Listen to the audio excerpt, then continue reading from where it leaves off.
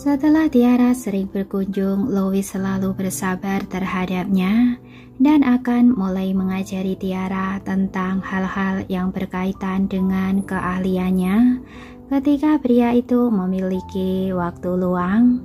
Sementara itu, Angus akan tiba di rumah Lois segera setelah kedatangan Tiara selama jangka waktu itu.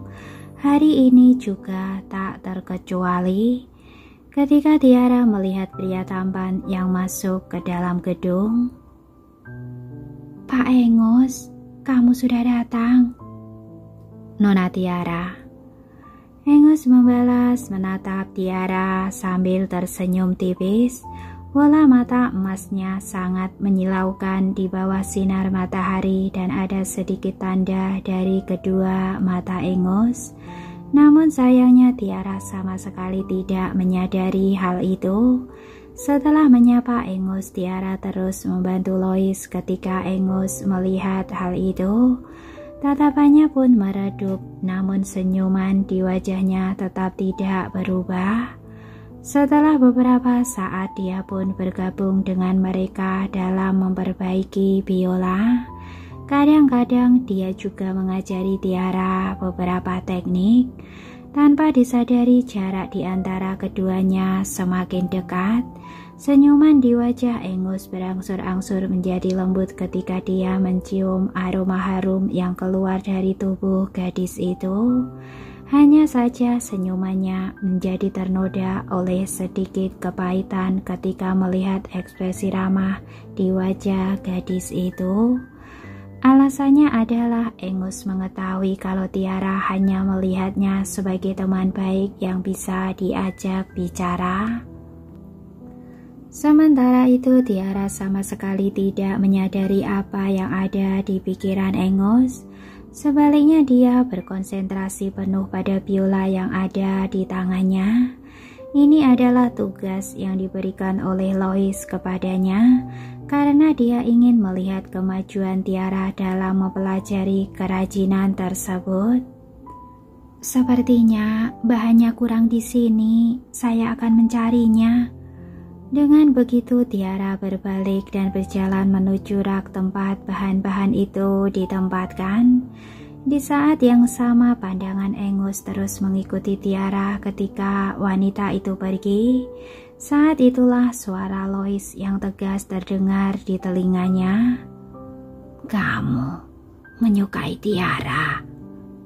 Ketika Angus mendengar hal itu, tubuhnya pun menegang dan dia berhenti sejenak. Apakah terlihat jelas? Dia berbalik untuk melihat kembali ke arah Lois. Lois mendengus mendengar pertanyaan itu. "Tatapanmu hampir terpaku padanya kemanapun dia pergi. Jadi, kenapa kamu tidak memberitahu saya? Apakah itu sudah jelas atau tidak?" "Tanpa ragu, saya merasa penampilan mereka yang luar biasa. Sangat cocok setiap kali saya melihat Tiara bersama Angus. Tentu saja, saya juga cukup puas dengan potensi Tiara untuk menjadi keponakan saya dan tidak keberatan memiliki generasi muda ras campuran di masa mendatang. Satu-satunya yang disayangkan adalah Angus sudah gagal bertemu Tiara lebih awal. Saat ini Tiara sudah memiliki pasangan dalam hidupnya." Begitu Lois memikirkan hal tersebut, dia tak bisa tidak menasehati Angus. "Saya tidak peduli dengan apa yang kamu pikirkan, tapi jangan ikut campur dalam hidupnya dan menyebabkan masalah baginya." "Jangan khawatir, saya tak akan melakukan apapun. Tapi saya mungkin masih mempunyai peluang di masa depan." Angus diam-diam menggumamkan kalimat yang tak terucapkan di dalam hatinya. Dalam beberapa hari berikutnya, tiba-tiba saja Tiara menyadari bahwa Nico tampak jauh lebih sibuk. Meskipun Nico masih melakukan panggilan video setiap 2 kali sehari, Namun Tiara masih bisa merasakannya. Karena itu, mau tak mau, dia pun bertanya ketika mereka melakukan panggilan video lagi pada hari ini. Apakah kamu sangat sibuk akhir-akhir ini? Sedikit.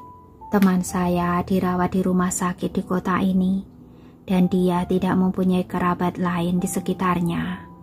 Jadi, seseorang yang mempercayakan saya untuk membantu merawatnya. Singkat Niko menjelaskan situasi yang sedang dihadapinya, Tiara langsung bertanya dengan prihatin setelah mendengar kabar tersebut. Lalu, apakah temanmu baik-baik saja? Apakah cederanya mengancam nyawa? Teman saya baik-baik saja, dan itu juga tidak mengancam nyawa. Itu melegakan. Tiara menghela nafas dengan lega. Setelah itu dia memandang pria tampan di video itu sambil tersenyum dan mulai meributkannya. Meskipun menjaga temanmu itu penting, kamu juga harus menjaga dirimu sendiri. Akhir-akhir ini cuaca semakin dingin, jadi jangan masuk angin dan terlalu lelah.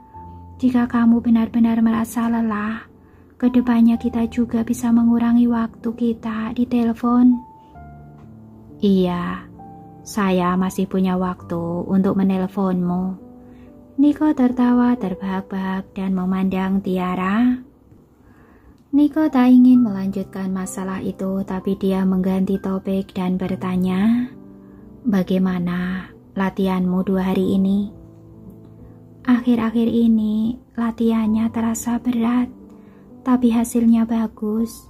Ditambah lagi, semua anggota tim adalah musisi elit, jadi hubungan di antara semua orang menjadi semakin baik.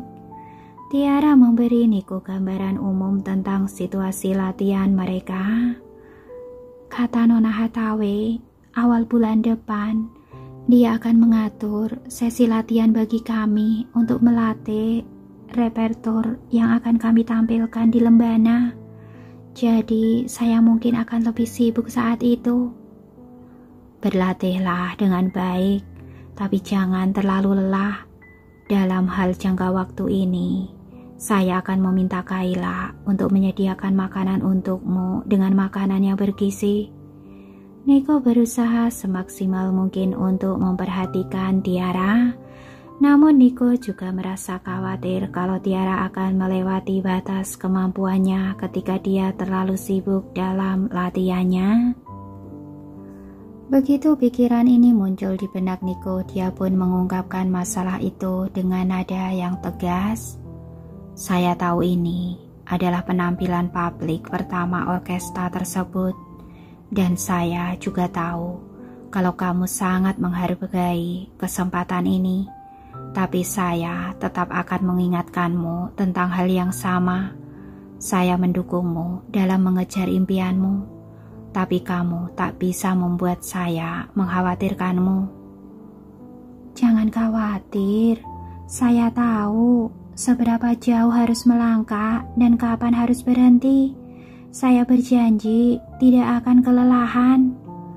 Tiara tersenyum manis ketika dia bisa mendengar kekhawatiran yang tak terucapkan di antara kata-kata Niko. Namun Niko sangat mengkhawatirkan sikapnya yang sederhana. Saya akan menanyakan kepada Kayla tentang situasimu setiap saat. Jika saya mengetahui kalau kamu tidak menjaga diri sendiri, maka perhatikan bagaimana saya akan mengurusmu ketika saya pergi. Apakah saya begitu membuatmu khawatir? Tiara merasa lucu mendengar nada mengancamnya. Meskipun begitu, dia merasakan kehangatan di dalam hatinya. Dia tahu kalau Niko sangat memperhatikan kesehatannya karena pria itu sangat peduli padanya. Niko hanya meliriknya sambil berkata dengan pelan, katakanlah seseorang merasa bersalah karena membuat dirinya kelelahan. Untuk sesaat Tiara tak bisa membantahnya. Jadi dia pun tersenyum dengan tenang sambil berkata, "Saya hanya berpikir kalau diri saya bisa berkembang dengan lebih baik sebagai seorang individu, tapi saya juga bisa mencegah diri saya untuk berpikir berlebihan ketika saya menyibukkan diri." Ketika Niko memandangnya, dia berusaha untuk menutupi kesalahan Tiara di masa lalu. Wajah aslinya yang serius akhirnya menunjukkan senyuman yang tipis. Oleh karena itu, Tiara memanfaatkan kesempatan tersebut dan segera mengganti topik pembicaraan. "Apakah Gary baik-baik saja? Belakangan ini saya belum menemukan waktu yang tepat untuk menelponnya. Saya sangat merindukannya." "Gary juga sangat merindukanmu. Setiap hari dia mengatakan tentang pergi untuk mencarimu." Saat Tiara membicarakan tentang Gary, Niko pun menunjukkan ekspresi yang tak berdaya. "Dia selalu mempunyai ide untuk menyiksa saya setiap hari agar bisa mengunjungimu." Ketika Tiara mendengar hal itu, dia bisa tahu kalau pasangan ayah dan anak ini sedang adu kecerdasan dan keberanian di rumahnya. Ketika Tiara mengingat adegan di mana keduanya bertengkar di masa lalu, dia pun menahan tawanya dan membujuk Niko. "Gary masih kecil, kamu tak perlu terlalu serius dalam menghadapinya. Selama kita menjelaskan semuanya dengan jelas kepada Gary, dia pasti akan mengerti." "Saya tahu." Niko mengangguk setuju. "Saya bilang padanya bahwa dia hanya akan mengalihkan perhatianmu jika dia datang mencarimu sekarang, dan kamu tak akan bisa mewujudkan impianmu dengan baik karena itu." Dia pun mulai mengerti begitu mendengarnya. Setelah mendengar ucapan pria itu, Tiara merasa bahwa dia adalah wanita yang paling beruntung karena memiliki Niko dan Gary dalam hidupnya. Keduanya pun melanjutkan pembicaraan mereka beberapa saat sebelum Niko mulai mendesaknya untuk beristirahat. Lagi pula jam begini sudah larut malam di Wina. "Kalau begitu, saya akan istirahat. Selamat malam." Tiara memang merasa agak lelah, jadi dia mengakhiri panggilan video itu dan pergi tidur tanpa protes. Ketika Niko menjauhkan ponselnya, dia pun bersiap untuk melanjutkan pekerjaannya. Namun beberapa saat kemudian telepon yang baru saja dia letakkan di atas meja sudah berdering. Itu adalah panggilan dari asistennya Jenna. "Pak Niko, Nona Jenna sudah bangun." Jenna akhirnya sadar setelah mengalami koma selama seminggu. Niko pun mengangguk setelah mendengar berita itu. "Saya mengerti. Saya akan berangkat sekarang." Setelah selesai berbicara, Niko menutup telepon dan meminta Bima untuk menyiapkan mobil karena mereka akan melakukan perjalanan ke rumah sakit. Ketika sudah tiba di rumah sakit, dia mengetahui bahwa Jenna telah dipindahkan dari unit perawatan intensif ke bangsal VIP. Di dalam bangsal, senyuman cerah muncul di wajah Jenna ketika melihat Niko yang bergegas mendekatinya. "Kamu di sini?" Niko mengangguk ringan sambil memandang wanita lemah yang berbaring di ranjang rumah sakit. "Bagaimana perasaanmu?" "Saya merasa baik-baik saja. Hanya saja lukanya terasa sakit dan seluruh tubuh saya juga terasa sakit." Ada nada yang cengeng dalam dua kalimat terakhir Jenna. Ketika nada tersebut dipadukan dengan wajah pucatnya yang lesu, orang-orang mau tak mau akan bersimpati padanya. Namun sayang sekali Niko tetap bersikap dingin terhadapnya. Lagi pula dia hanya menunjukkan kelembutannya pada Tiara. "Saya mengetahui apa yang terjadi kali ini dari Kaiden. Mengingat kemampuanmu, kamu seharusnya tidak membuat kesalahan remeh seperti itu. Ketika Jenna memandang pria yang sedang membicarakan misi ini dengan sikap yang serius, senyuman di wajahnya pun menegang. Itu karena Jenna tak menyangka kalau adegan seperti itu akan terjadi di hadapannya. Apa dia tidak peduli melihat saya dalam keadaan tidak nyaman seperti ini? Bahkan rata-rata orang setidaknya harus mengungkapkan beberapa kata keprihatinan. Tapi pria ini bersikap sangat formal dan membicarakan alasan kesalahan saya dalam misi tersebut. Apakah dia benar-benar tidak mendengar saya? Atau dia berpura-pura tidak mendengarnya? Ketika pemikiran Jenna mengarah ke sana, dia mencengkeram spray di bawahnya dengan erat dan menatap Nico dengan penuh rasa penasaran. Sayangnya wajah tampan dan menawan pria itu tidak berekspresi seperti biasanya, jadi Dena sama sekali tak bisa membacanya. Akhirnya Jenna tak punya pilihan dan hanya bisa menekan rasa getir di hatinya. Dia pun menggigit bibirnya sambil bergumam, saya telah ceroboh dalam menjalankan misi kali ini. Saya pikir telah menyudutkan elang merah ke jalan buntu, dan dia tak punya cara untuk menahan serangan saya. Saya tak menyangka kalau dia akan mempunyai banyak taktik yang sudah direncanakan. Nico mengerutkan kening sambil menegurnya. Bukankah sebelumnya saya sudah mengajari kalian untuk tidak meremehkan kemampuan musuh manapun, meskipun mereka tampak terpojok. Sementara itu, Jenna tampak terpesona ketika melihat pria kejam yang tumbang tindih dengan gambaran yang ada dalam ingatannya. Untungnya dia segera sadar kembali. Kemudian dia pun menunduk dan berkata, "Saat itu, saya hanya ingin mengakhiri misi ini secepat mungkin dan tidak berpikir panjang." Begitu Jenna selesai mengatakannya, dia pun berhenti sejenak. Kekecewaan dalam nada bicaranya yang sebelumnya menghilang, dan dia menatap Nico dengan tatapan yang cerah. Meskipun saya secara tak sengaja membiarkan diri saya jatuh ke dalam perangkap, menurut saya hal itu sepadan dengan perhatianmu. Sayangnya Nico menatapnya dengan dingin sebelum dia menjawab dengan acuh tak acuh. Saya tidak melakukan apapun. Perawatlah yang sudah merawatmu. Saat itu Jenna merasakan kesedihan yang membuncah jauh di lubuk hatinya sambil mendengarkan kata-kata pedas dari pria itu. Oleh karenanya dia menggigit bibir bawahnya dan bersikeras. Tapi saya mendengar Kaiden mengatakan bahwa kamu membantu merawat saya di rumah sakit.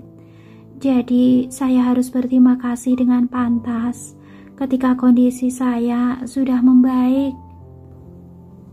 Itu tidak perlu.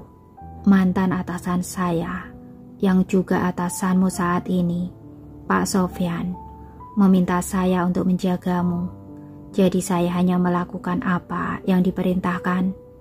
Nico menolak rasa terima kasihnya tanpa ampun. Seketika saja tatapan cerah Jenna langsung meredup karena kecewa. Ternyata dia melakukan semua ini hanya karena Pak Sofyan yang memintanya. Saya masih berpikir bahwa saya merupakan orang spesial baginya. Sepertinya itu hanya angan-angan saya lagi. Apa yang harus saya lakukan? Saya masih tak ingin melepaskan perasaan saya padanya. Saat memikirkan hal itu, kedua mata Jenna menjadi setengah terbuka sambil tenggelam dalam pikirannya, dan bulu matanya yang panjang dan tebal menyembunyikan semua emosi dari matanya. Lupakan saja. Saya tak akan melepaskannya karena saya tak sanggup melakukannya. Selain itu, saya akan tinggal di sini untuk waktu yang lama karena cedera saya. Saya memiliki kesempatan untuk dekat dengan Niko. Terlebih lagi, sepertinya saya lebih baik dari wanita yang bernama Tiara Romario itu. Saya percaya, meskipun Niko jatuh cinta dengan orang lain, itu hanya ketertarikan yang sementara. Saya adalah satu-satunya wanita yang paling cocok dengan Niko. Sementara itu, Niko tak menyadari pemikiran Jenna. Karena kamu baik-baik saja, maka saya akan memberitahu Pak Sofyan. Begitu Niko selesai berbicara, dia pun berbalik dan pergi ke balkon. Ketika Jenna memandang pria yang berdiri tegak di balkon, dia tak bisa lagi menyembunyikan perasaan cinta dari kedua matanya. Sebaliknya dia menatap pria itu dengan rasa kasih sayang. Niko sepertinya menyadari tatapan tajamnya sambil mengerutkan kening dan menoleh ke belakang. Jenna dikejutkan oleh tindakannya yang tiba-tiba, seolah-olah dia tak menyangka kalau Niko akan berbalik secara tiba-tiba. Namun dia segera menekan kekaguman di kedua matanya dan menunjukkan senyuman yang memikat kepada Niko. Tidak bergeming, Niko memegang telepon dan berbalik. Kemudian dia berkata dengan dingin, "Pak Sofyan, Jenna sudah keluar dari bahaya sekarang. Kondisinya baik-baik saja." Itu adalah kabar yang bagus. Syukurlah dia baik-baik saja. Mantan atasan Niko, Sofyan Dharma, menghela napas lega di ujung telepon. Niko menyipitkan matanya sambil memandang ke atas langit dan berkata dengan dingin, "Pak Sofyan, kapan kamu akan mengirim seseorang untuk menjemputnya?" "Saya khawatir kalau saya tak bisa melakukannya saat ini." "Apakah terjadi sesuatu?"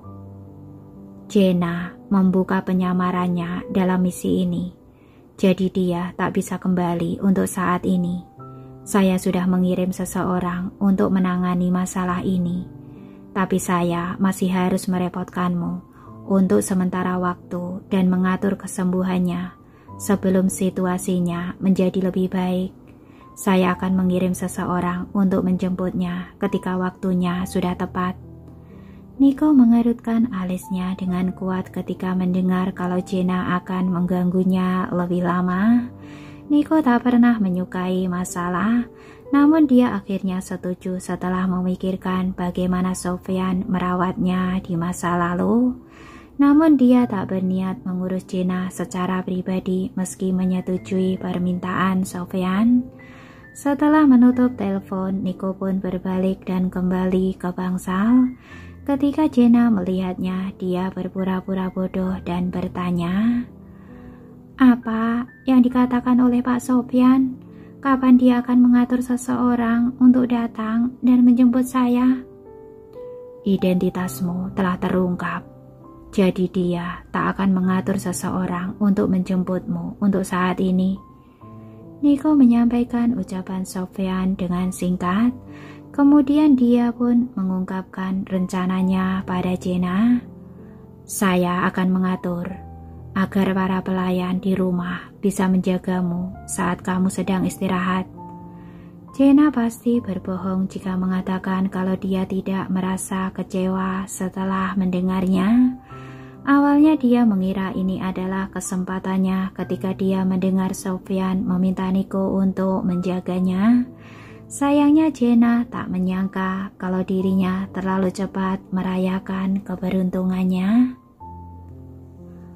Oke, untuk hari ini sekian dulu ya Kak ceritanya, dan insya Allah besok akan saya sambung lagi.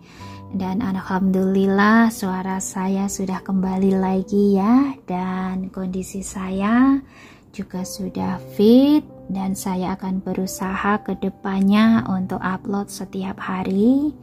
Dan saya ucapkan banyak-banyak terima kasih buat kakak semuanya yang telah mensupport saya. Dan untuk kakak-kakak yang baru bergabung di channel saya, jangan lupa untuk subscribe, like, dan tinggalkan komen untuk saya. Sekian dulu dari saya, minal aidin wal faizin, mohon maaf lahir batin. Terima kasih. Wassalamualaikum warahmatullahi wabarakatuh.